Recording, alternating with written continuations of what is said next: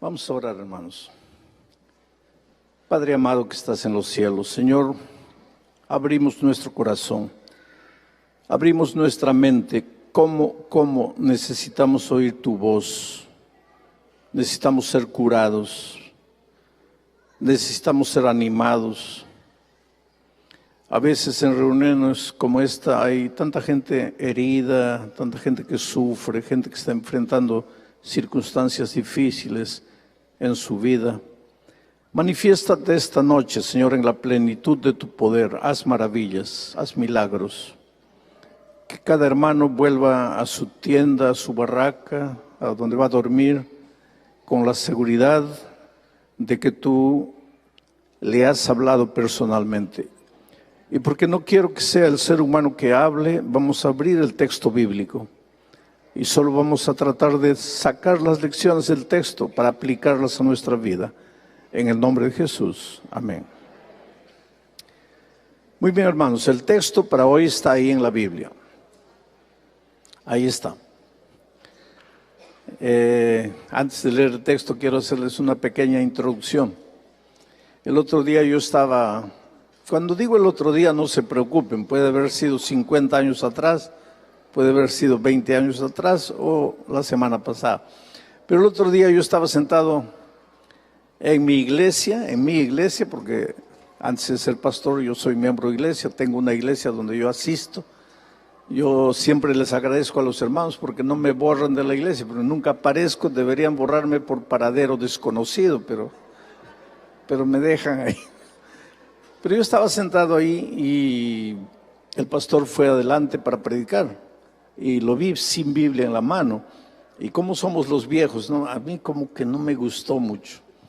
Pero entonces el pastor metió la mano al bolsillo y dice, hermanos, vamos a leer el texto bíblico, y sacó el iPad y comenzó a leer el texto bíblico. Y yo observé que algunos hermanos mayores, así como yo, como que no se sintieron bien, ¿no? Como preguntando, ¿y la Biblia? Pues es que los tiempos cambian, hermanos. Y nosotros los viejos, en lugar de hacerles problemas a los jóvenes, tenemos que irnos adaptando a los tiempos. Porque antes de que Gutenberg inventara la imprenta, ¿cómo eran las Biblias? En pergaminos, eran en rollos, y muchos rollos. Entonces el predicador llegaba al púlpito con los rollos, y cuando abría el rollo estaba abriendo la palabra de Dios. Pero después apareció Gutenberg, inventó la imprenta y se imprimió la Biblia. La Biblia es de los primeros, el primer libro impreso. Ahora yo imagino el primer día que el primer pastor atrevido llegó al púlpito ya sin rollo, sino con un libro. Debe haber sido un escándalo. Mucha gente debe haber... ¿Y dónde está el rollo? Ya el rollo iba a pasar a la historia, ya estábamos entrando a la etapa del libro. Y hoy día, muchos dicen, ¿y dónde está la Biblia? Pues la Biblia está en el iPad. Y hay que respetar a los jóvenes. Yo todavía llevo mi Biblia al púlpito, pero como estamos proyectando el texto bíblico para ustedes en la tela, quiero que ustedes vean palabra por palabra. Ya les he dicho que las historias de la Biblia fueron escritas no para hacer historia, sino que a través de las historias Dios nos habla. Las cosas buenas que los hombres del pasado hicieron, vamos a hacerlas. Las cosas malas que ellos hicieron, vamos a evitarlas. Es para eso que están las historias. Y yo me siento feliz porque Dios no registró solo historias de hombres buenos, registró historias de hombres y mujeres malos. Porque así nosotros, inclusive de los hombres buenos, no escribió solo las cosas buenas, escribió las cosas malas también de ellos. Y eso a mí me da esperanza, porque quiere decir que si esos santos hombres de Dios tuvieron momentos de incertidumbre, cuando la incertidumbre se apodera de mi corazón, no tengo que sentirme un pecador miserable, porque yo también soy un ser humano. Vamos al texto bíblico. Esta noche el personaje de quien vamos a predicar no tiene nombre. ¿Y por qué no tiene nombre? No sé, tal vez Dios no colocó el nombre de esta mujer, porque así esta historia podría encajarse en María, en Marta, en Josefina, en Julia, o en Pedro, en Juan, en Roberto, Ricardo. Esta es tu historia. Y la historia, el pensamiento central del mensaje es que todos nosotros necesitamos crecer en el camino de la fe. Crecer, crecer, crecer. Y que el crecimiento no termina nunca. Vamos al texto bíblico. La palabra del Señor vino a Elías y le dijo, la palabra del Señor. Yo me siento seguro cuando la palabra de Dios es abierta. Y siempre le digo a los jóvenes predicadores, y una de las actividades que Dios me ha dado ahora en estos últimos años es de dar clases en los programas de posgrado para los pastores. Y la materia, una de las materias que doy es la teología de la predicación. No es cómo predicar, porque todo pastor ya sabe cómo predicar, es la teología, o sea, lo que Dios piensa con relación a la predicación. Y lo que yo les enseño a mis alumnos es que lo primero que el predicador hace cuando llega al púlpito es abrir la palabra de Dios. ¿Por qué? Porque la palabra del Señor es que va a venir, no es la palabra del hombre. Hay dos tipos de sermones, el sermón temático, donde el hombre piensa lo que va a decir, después va a la Biblia para buscar apoyo para lo que él quiere decir. Pero existe el sermón textual bíblico, donde el predicador se despoja de sus ideas y va a la Biblia para recoger de la Biblia lo que Dios quiere decir. La palabra de Dios, la palabra en hebreo, el dabar, en griego, el logos. El logos, en el principio era el logos, la palabra era con Dios, la palabra era Dios. Cuando tú predicas la palabra, estás presentando al propio Señor Jesucristo, al dabar, al logos. Predicar la palabra es predicar a Cristo. Esto es lo que mucha gente no entiende, porque algunos hermanos dicen así, vamos a decir, un predicador cristocéntrico como Pablo en la epístola a los Colosenses, solo en la epístola a los Colosenses, que tiene 4 capítulos, Pablo menciona 18 veces la palabra Cristo y 53 otras veces palabras relacionadas con Cristo como Jesús, Jesucristo, el Señor, Él. O sea, en 4 capítulos Pablo menciona casi 70 veces Cristo, Cristo, Cristo, Cristo. Si Pablo viviera hoy, muchos entrarían al internet y le mandarían un recado.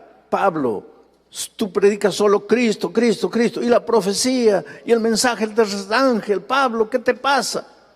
Pero Pablo predicaba Cristo, Cristo, Cristo. ¿Por qué? Porque Pablo era un predicador de la palabra. ¿Te acuerdas cuando le escribió a Timoteo y le dijo, predica la palabra, insta tiempo, fuera de tiempo? Predica la palabra. Y predicar la palabra es predicar el dabar, predicar el logos, predicar a Cristo. No hay predicación sin Cristo. Predica lo que tú quieras, estado de los muertos, santuario, diezmo, predica de ropa, de comida, de lo que tú quieras.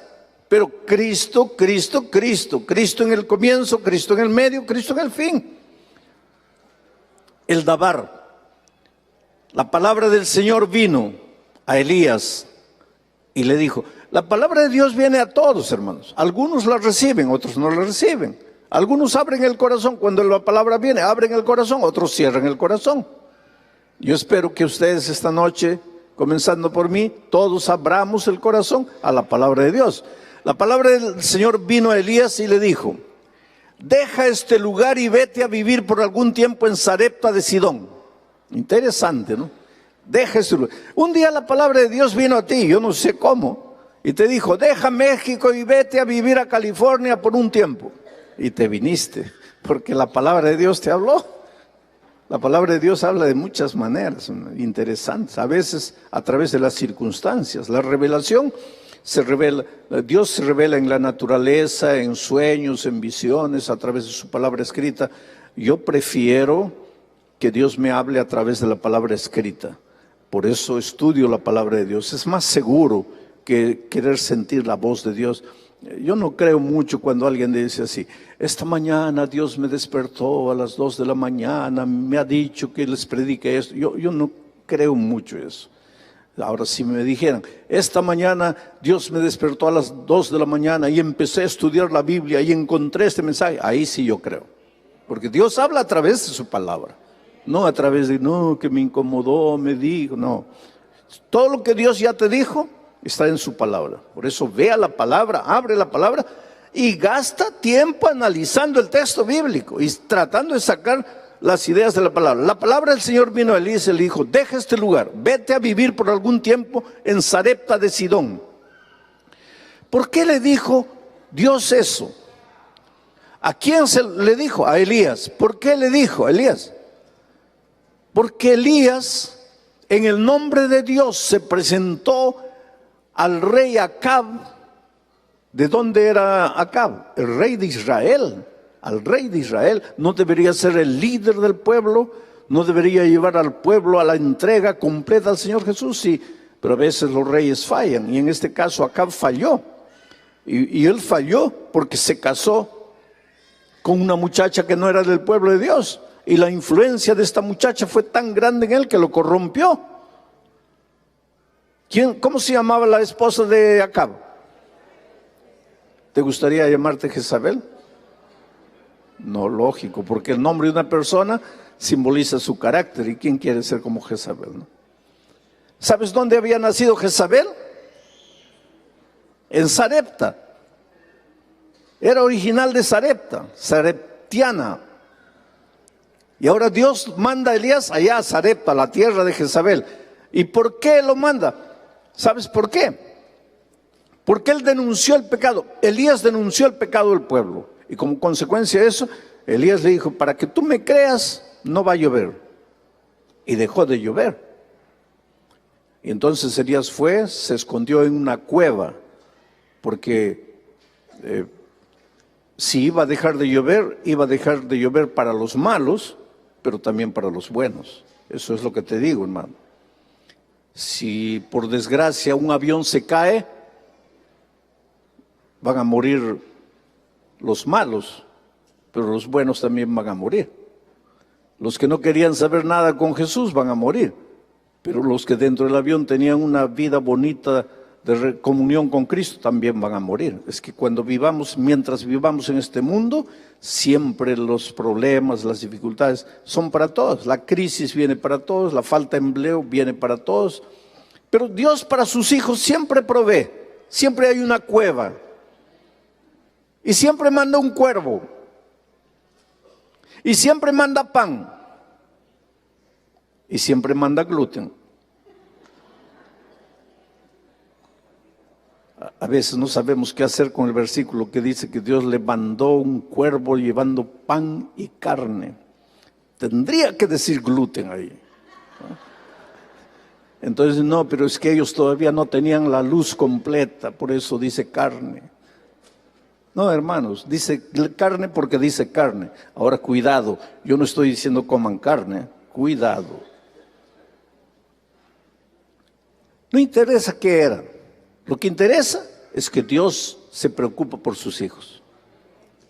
Lo que interesa es que Dios sabe lo que estás pasando, lo que estás viviendo. Querido, tú puedes estar en medio de esta multitud. En Brasil tenemos una manera interesante de saludarnos. ¿Tudo bem? Tudo bom.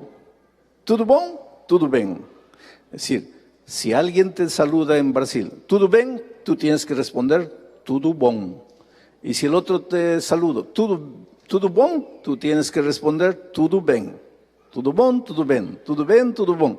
Está tudo mal, mas tudo bem. Esa es la tragedia de las multitudes. Estás llorando por dentro aquí. Tú estás aquí, pero tu corazón está sufriendo. ¿Por qué? Porque tu hijo, tú sabes que tu hijo está en las drogas, pero tu cuerpo está aquí, está sufriendo. Y cuando todos se ríen, cuando todos están felices, tú a veces en tu corazón, nadie es capaz de entender lo que yo siento. Sí, nadie, en este mundo nadie. pero Jesús sabe.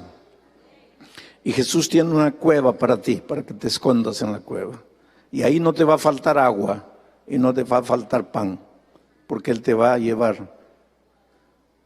Pero un día se secó el agua, porque se secó el agua para todos, no llovía. Y ahora que se secó el agua, Dios le da esta orden a Elías: levántate y ve a Sarepta, porque ya he dispuesto que una viuda que allí vive te dé de comer. ¿Sabes? Yo soy fascinado con lo que Dios hace. Ya he dispuesto. Sarepta estaba lejos, él tenía que caminar mucho de donde estaba, porque él estaba enfrente al Jordán. Y tenía que ir hasta Sarepta, cerca de Sidón. Camino lejos. Y Dios le dice: ve, yo ya he dispuesto. Y es decir, la solución ya existe, tú no la ves, pero ya está. ¿Te acuerdas cuando Agar estaba en el desierto y su hijo estaba muriendo? ¿Ah? Y Dios le dice, porque Agar dijo: ya no quiero ver a mi hijo morir. Entonces lo dejó ahí, se fue a llorar allá, y Dios le dijo: Agar, levántate, ¿por qué estás llorando? Señor, mi hijo está muriendo. No, levántate, toma al muchacho por la mano. Y entonces dice el texto bíblico: y Dios abrió los ojos de Agar y vio un pozo de agua. El pozo estaba allí, el agua estaba allí, pero él no lo ve. Agar no lo veía. ¿Por qué no lo veía? Porque sus ojos estaban llenos de lágrimas. Entonces, querido, para de llorar, sécate las lágrimas, vete a Sarepta, porque yo ya he dispuesto la solución para tu problema. En este momento no tienes que comer, no tienes cómo pagar. La migra está cazando ahí a los que no tienen los documentos legales. ¿Estás asustado? Calma. Yo ya he dispuesto la salida. Sí, pero ¿qué? Ahí que está pues la fe. Sí, Señor, pero dime, ¿cuál es la salida? No, pues no, vas a tener que ir a Sarepta. No, pero aquí no, en Sarepta, ve a Sarepta. Yo ya he dispuesto que vas a comer allá. Yo ya he dispuesto una viuda que está lista esperándote allá. Resulta que la pobre viuda ni sabía que Dios ya la había escogido para hacer la solución para su siervo. Bueno, él fue. Ahora mire, Elías abandonó ese lugar y partió. Podríamos forzar el texto bíblico si dijéramos que para que tus problemas acaben, tú tienes que abandonar y partir. ¿Abandonar qué? Tal vez no el lugar, pero abandonar tu pesimismo, abandonar tu derrotismo, abandonar tu mediocridad, tu miedo, tu temor, abandonar tu falta de fe. Yo te digo en el nombre de Dios, no hay nada que Dios no pueda hacer por ti. Querido, escúchame. Mamá angustiada, triste, no hay nada que Dios no pueda hacer por ti. Tu hijo va a volver. Tú lo vas a ver en el reino de los cielos. Todas las historias que le has contado cuando eran niños, todas las musiquitas que le has cantado para que se duerma de niño, no se ha muerto, no se ha perdido. Pero abandona tu miedo, abandona tu pesimismo, cree en la palabra de Dios y parte. Elías abandonó ese lugar y partió para la tierra de la promesa. ¿Cuál era la tierra de la promesa para él? Sarepta. Israel estaba esclavo, Dios le dijo: sal de aquí, parte. Y Israel partió. ¿Partió para dónde? Para Canaán. Todos nosotros un día tenemos que partir para el plan maravilloso que Dios tiene preparado para nosotros. Pero ¿cuál es ese plan? No necesito explicártelo. Dice Dios: ve con fe, parte. Y partió a Sarepta. Cuando llegó a la entrada de la ciudad, vio a una mujer que recogía leña. Ahí comienzan las cosas. Dios dice: yo ya he preparado una viuda lista ya. No era viuda rica, Era una viuda pobre, pobrecita, recogiendo leña para cocinar. Es que las soluciones de Dios no caben en el raciocinio humano. Las soluciones de Dios son aparentemente locas. Dios toma lo insignificante del mundo para sacudir a la estructura completa. Cuando llegó a la entrada de la ciudad, vio a una mujer que recogía leña. Era viuda. Elías la llamó y le dijo: te ruego que me des a beber un vaso de agua. Agua es lo mínimo, querido, que un pobre puede tener. Agua. Sin comida puedes vivir, sin agua no vives. Sin comida puedes resistir muchos días, sin agua no. Te deshidratas y mueres. El agua es más vital para el cuerpo que la comida. Y nadie le niega un vaso de agua al pobre, al necesitado, ¿no es cierto? Nadie le niega un vaso de agua al que necesita. Y entonces Elías le pide: dame un vaso de agua. Y ahí va la mujer por el agua, cuando Elías la llamó y le dijo: me estaba olvidando una cosa, también tráeme un poco de pan. Cualquiera diría: Elías es un confianzudo de primero, ¿no? Ya le está dando agua, ahora quiere pan. No se trataba de querer. Dios le había dicho: yo ya he establecido una viuda, va a ser tu solución.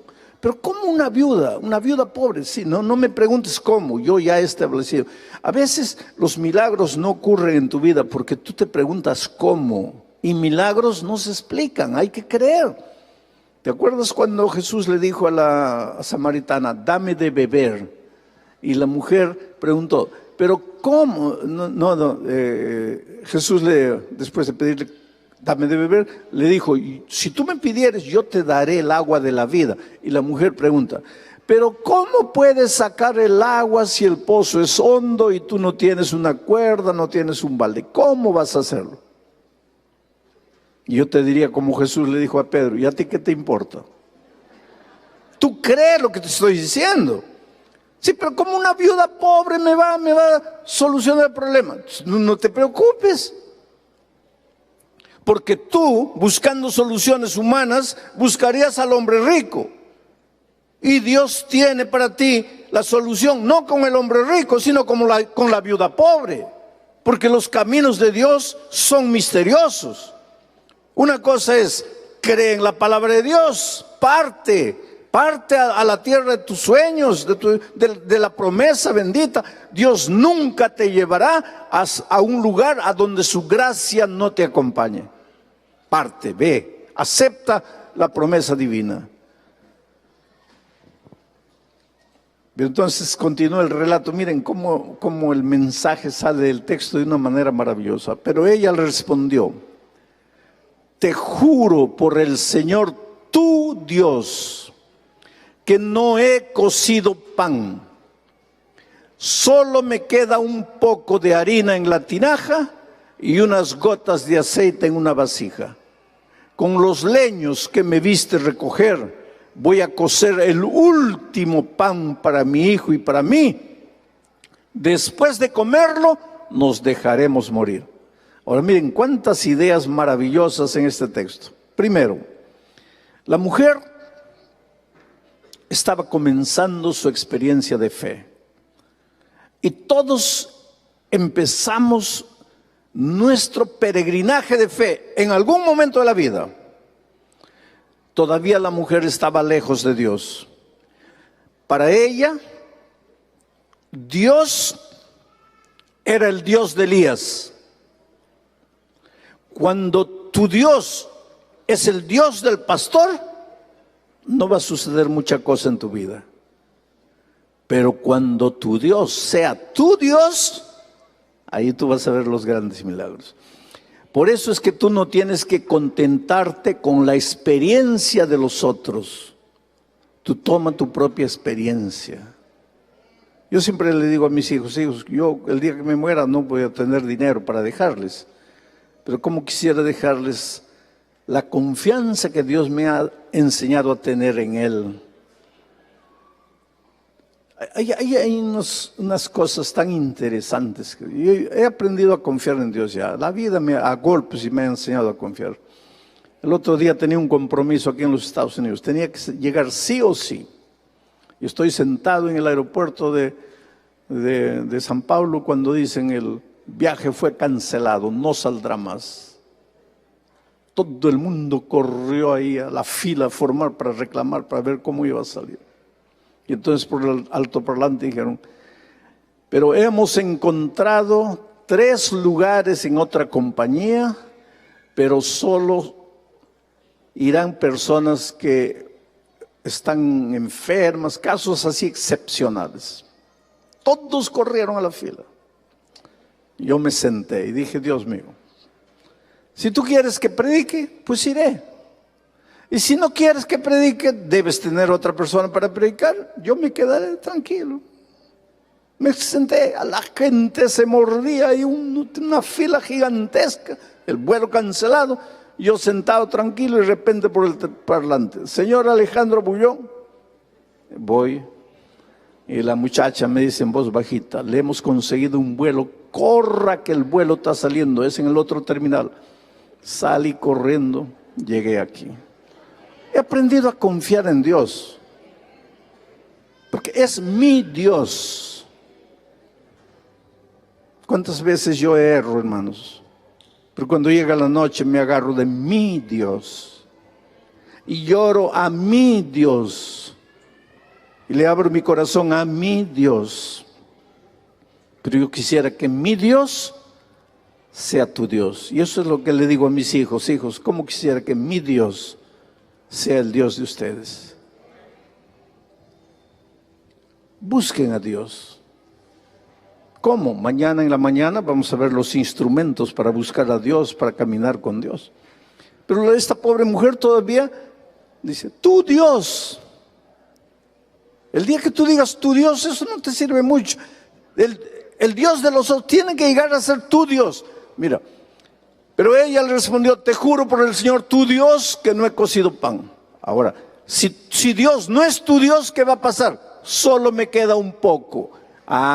Si Dios no es tu Dios, se va a apoderar de ti el complejo del nada o el complejo del poco.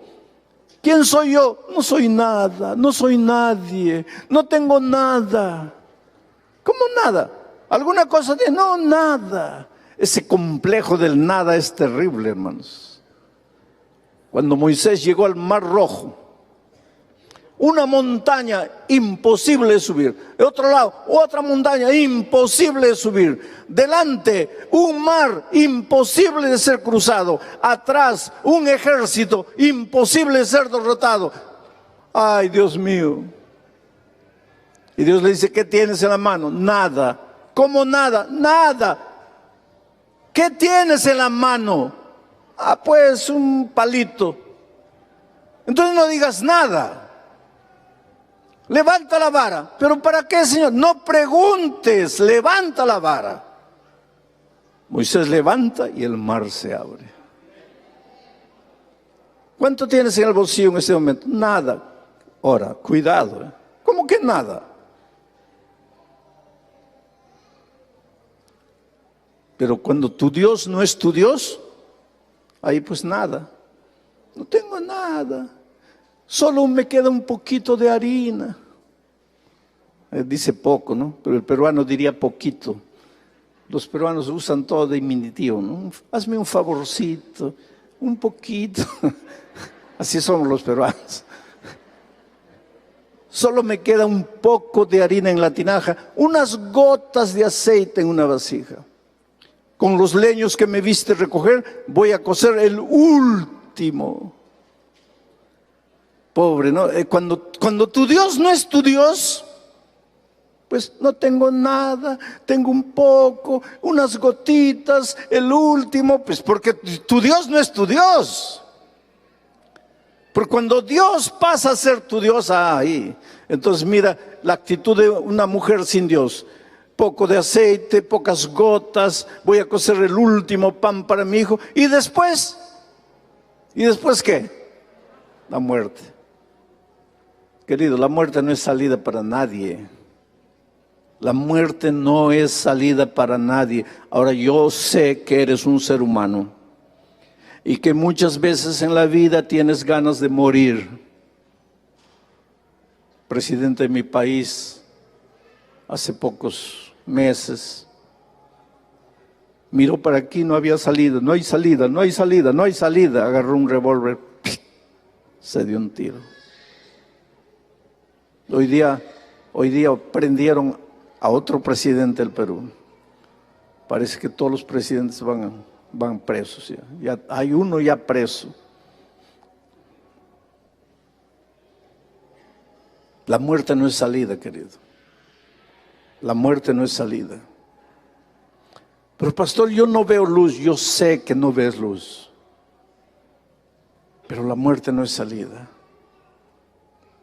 De repente en tu casa, en la soledad de tu casa allí,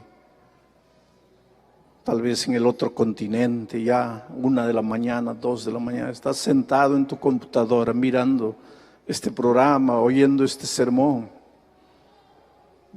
destruido, desesperado, no hay salida, solo la muerte. No, querido. En el nombre de Jesucristo yo te digo, la muerte no soluciona nada. Pero Dios tiene que ser tu Dios. Y cuando Dios sea tu Dios, ahí tú vas a ver lo que va a suceder. Sigamos con el texto bíblico. Pero Elías le dijo, no tengas miedo. Ese es el problema. Es que cuando Dios no es tu Dios, se apodera de ti el miedo. No me queda nada, solo la muerte, un poquito de unas gotas de aceite, un poquito de harina, pues entonces solo la muerte.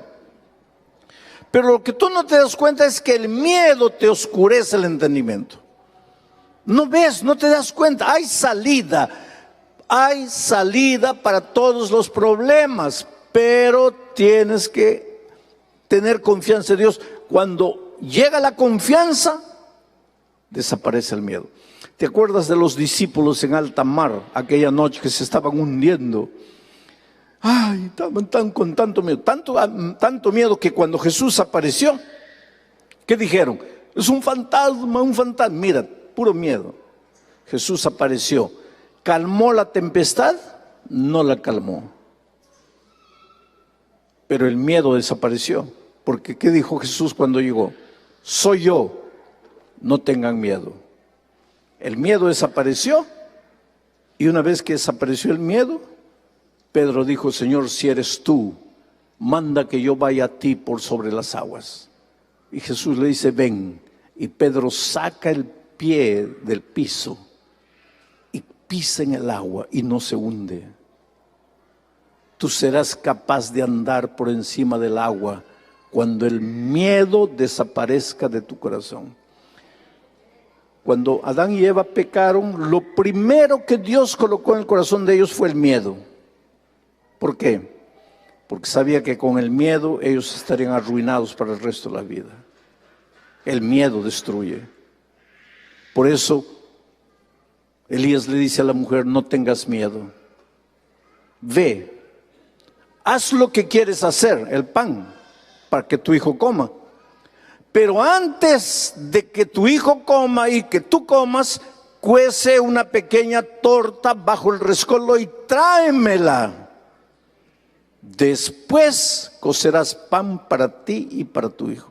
Ahora no era Elías, querido, era Dios hablando a la mujer en nombre de Elías. Y Dios le dice, hijo, tienes que traerme a mí primero. Pero si no me queda nada, tienes que traerme a mí primero. Tú después vas a ver lo que va a suceder. Ahora, querido, estaré predicando esta noche para alguien que no está siendo fiel a Dios devolviéndole el diezmo, porque tu argumento es, pastor, es que no me alcanza. En el nombre de Dios te digo, sigue la receta de la mujer. Dale a Dios lo que es de Dios y después te vas a asustar con lo que te va a pasar. Dios es Dios de milagros. Cuando Dios te pide, no es porque Él necesite. Cuando Dios te pide, es porque tú necesitas. A la mujer samaritana le dijo, dame de beber. dame de beber. ¿Qué beber? ¿Qué tenía la mujer? ¿Quién era él? Dios, Cristo, el creador de todas las fuentes de las aguas, de todos los ríos, de todos los océanos. ¿Qué le va a decir a una mujer, dame de beber? Pero cuando Dios le dijo a la mujer, dame de beber, no es porque él necesitaba, es porque la mujer necesitaba. Y cuando Dios te dice, dame lo que es mío, no es porque él necesite, es porque tú necesitas. Pero la medida en que Dios te va a dar es la medida en que tú le das a Dios. No tengas miedo de ser fiel. Sé fiel. Y tú vas a ver las maravillas que van a suceder en tu vida. Ahora, cuidado. No seas fiel para que Dios te dé más. Porque si eres fiel para que Dios te dé más, vas a perder lo que le has dado a Dios, porque no te va a dar más. ¿Qué, pastor? Tienes que ser fiel porque Dios es Dios. Aunque te dé más o aunque no te dé nada. Te voy a contar una historia. Le pusieron de nombre Juan Langosta después de lo que sucedió. Juan plantaba trigo verde, bonito, floreciente. Y él fue un día a la notaría y dijo, yo quiero registrar mi tierra a nombre de Dios. El notario le dijo, ¿estás loco? ¿Cómo Dios, a nombre de Dios? No, sí, porque la tierra no es mía, la tierra es de Dios. Quiero a nombre de Dios. No, pero ¿y Dios no tiene el DNI? ¿Cómo le hacemos? Bueno, colócame a mí como procurador de Dios, pero la tierra a nombre de Dios. Todo el mundo se reía en el pueblo, ¿no? Se reía porque un loco, pero era un loco de fe. Y un día vino la plaga de las langostas. Y venía, así como un nubarrón negro, venían las langostas. Y todo el mundo desesperado, llorando. Juan tranquilo. Porque él decía, la tierra es de Dios, el trigo es de Dios, nada va a pasar. Las langostas vinieron, pasaron por encima de todos los trigales sin tocar. Llegaron al trigal de Juan, limpiaron el trigal de Juan. Ahí cuando terminó el trigal de Juan, levantaron vuelo y se fueron. Ahí todo el mundo comenzó a reírse de Juan. Las langostas no le hicieron nada a nadie, solo a Juan. Y Juan, ¿y qué pasó? Y Juan preguntó, bueno, ¿la tierra es de quién? De Dios. ¿El trigo es de quién? De Dios. ¿Las langostas son de quién? De Dios. ¿Dónde deben comer las langostas de Dios? En la chacra, en el terreno de Dios. Pero a la semana siguiente el trigo comenzó a reverdecer, a florecer. Y ese año él cosechó más que todos sus vecinos. No seas fiel haciendo un intercambio de favores con Dios.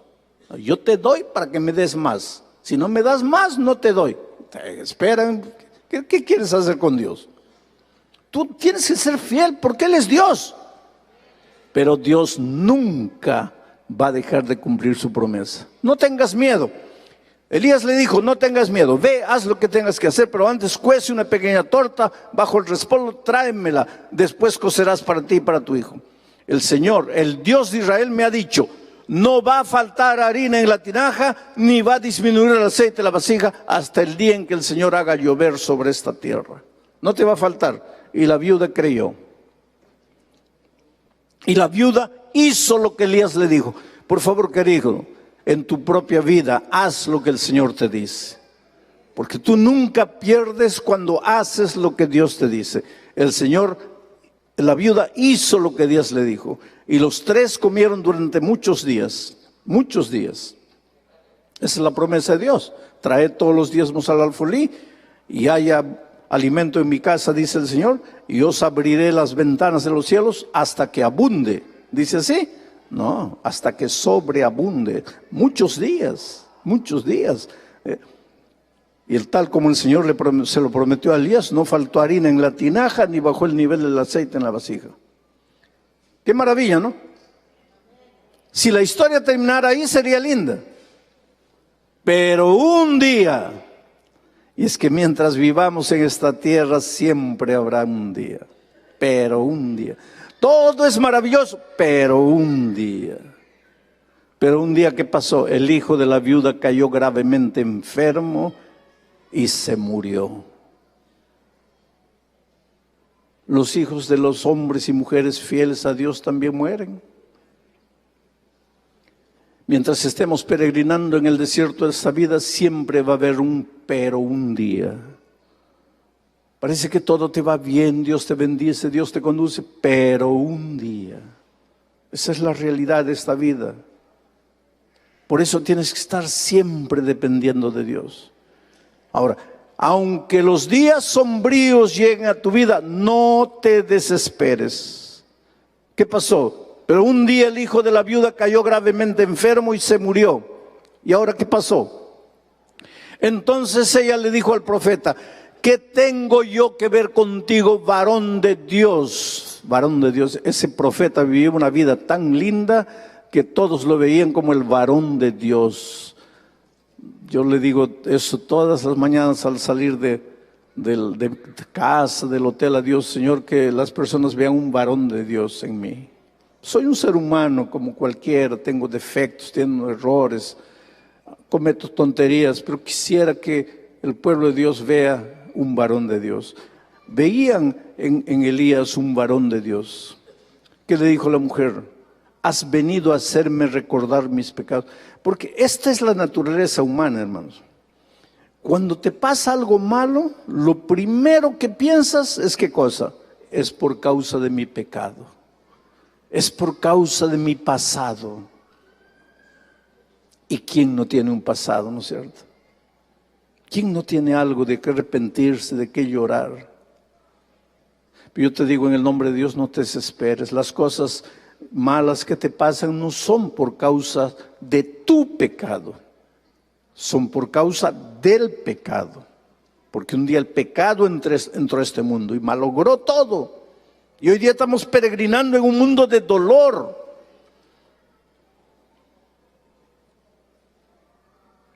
Levanta la cabeza. ¿Sabes por qué? Porque cuando Dios te perdona, te olvida, se olvida. Dice que a veces nosotros llegamos a Dios en la noche, después de haber cometido la misma tontería de siempre, y le decimos: oh Dios mío, perdóname, yo aquí estoy otra vez delante de ti. Y Jesús te mira y pregunta: ¿otra vez? ¿Por qué otra vez? Es la primera vez que te estoy viendo. Porque cuando Dios te perdona, se olvida. Todo lo que pasó, pasó. Esta noche, ahorita, eres hombre nuevo, mujer nueva. Lo que pasó, pasó. Cree en Dios, confía en Dios. Yo estaba predicando en el Estadio Nacional de Lima. 45,000 personas todas las noches. Era junio, frío.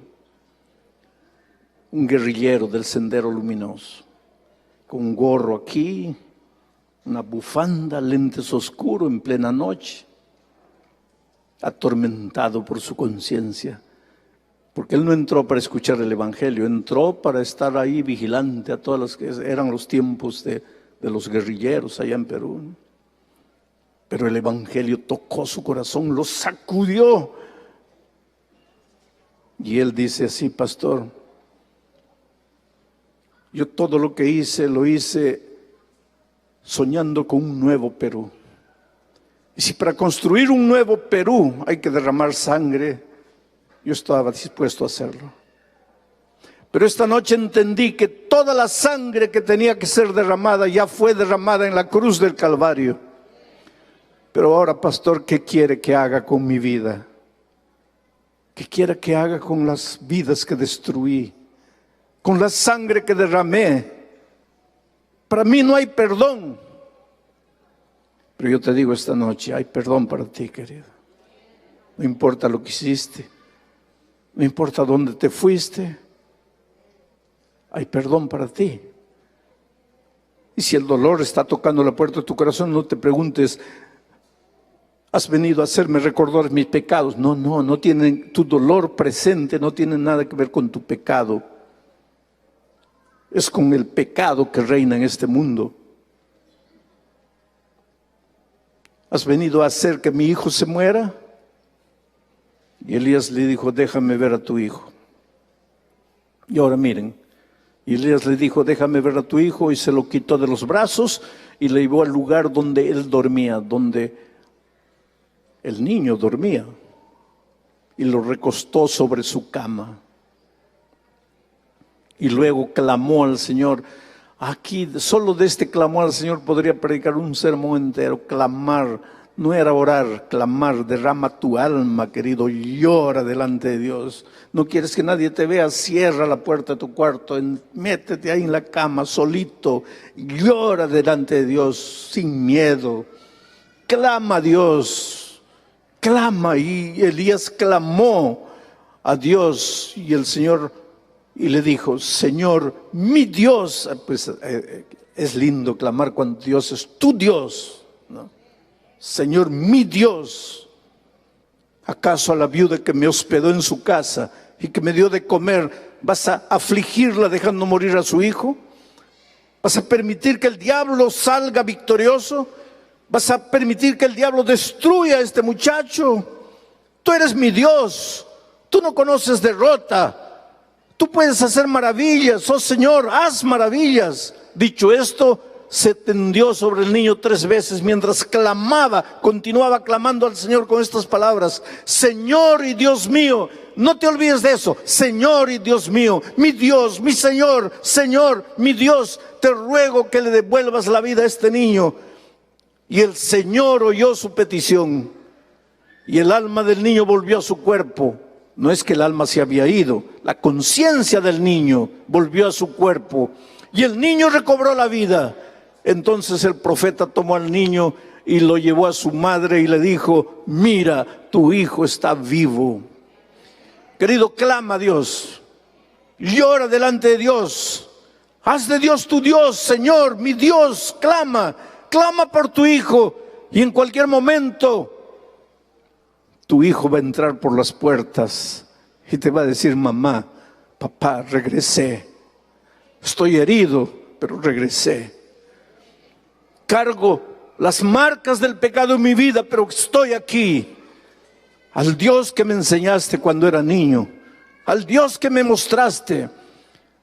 Por lo tanto, esta noche vuelve, pero vuelve feliz, porque el Dios de Israel es tu Dios. Y Él no te olvidó. Y Él no se recuerda de tu pasado. Y Él está dispuesto a hacer maravillas por ti. Padre querido, esta noche cada hijo, cada hija que está presente aquí, Señor, tiene un clamor silencioso. Humildemente te suplico que sus oídos se abran para escuchar la voz, el clamor de cada corazón. Extiende tu mano maravillosa, atiende la oración de cada uno, responde de acuerdo a la fe, a la necesidad de cada uno, pero a tu misericordia infinita, a tu amor. Nada está perdido para los que creen en ti. Si alguien está clamando por su hijo, por su hija que está lejos, tráelos de vuelta, Señor. Si alguien está clamando por su hogar destruido, escucha su oración.